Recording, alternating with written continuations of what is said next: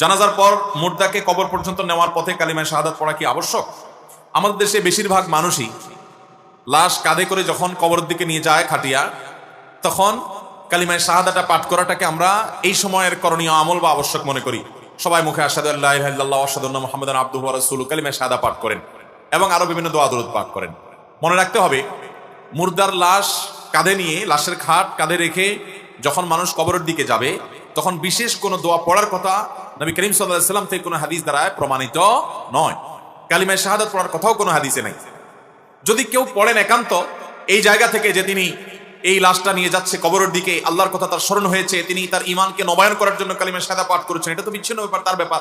অন্য সময় কালিমায়ে শাহাদা পাঠ করা যায় সেই হিসাবে পড়লেন, কিন্তু এই লাশ যখন লাশের খাটিয়া যখন বহন করা হয় তখন কালিমায়ে শাহাদা পাঠ করতে হয়, এই বিশ্বাস রেখে তিনি এটা করবেন না। কারণ এরকমটি হাদিসে আসে নাই। যেটা হাদিসে নির্দেশ দেওয়া হয় না ওইটাকে হাদিসের নির্দেশ মনে করলে, ইসলামের নির্দেশ মনে করলে সেটা বিদআতে পর্যবসিত হতে পারে।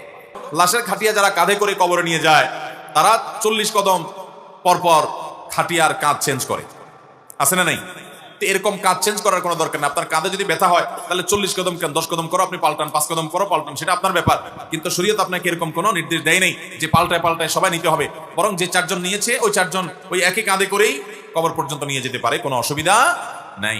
তবে এটা আমাদের জেনে রাখতে হবে, মানুষের জানাজা পড়ার পর, কোনো মুসলমানের জানাজা পড়ার পর তার লাশ যখন কবরে নেওয়া হয়, জানাজা পড়াটা যেরকম সওয়াবের কাজ, জানাজা পড়ার কারণে যেরকম উহুদ পরিমাণ সমান সওয়াব আল্লাহ তাআলা দান করবেন, ঠিক একইভাবে জানাজা পড়ার পর লাশ যখন কবরে নেওয়া হয়, লাশের পেছনে পেছনে যদি হাঁটতে হাঁটতে আপনি কবরে যান, লাশ দাফন হওয়া পর্যন্ত অপেক্ষা করেন, তাহলে আল্লাহ তাআলা জানাজা পড়ার কারণে যত সওয়াব দিয়েছেন উহুদ পাহাড় সমান সওয়াব, ওই রকম সওয়াব আল্লাহ তাআলা জানাজা পড়ার পর কবরে লাশের পেছনে পেছনে গেলেও আল্লাহ তাআলা দান করবেন।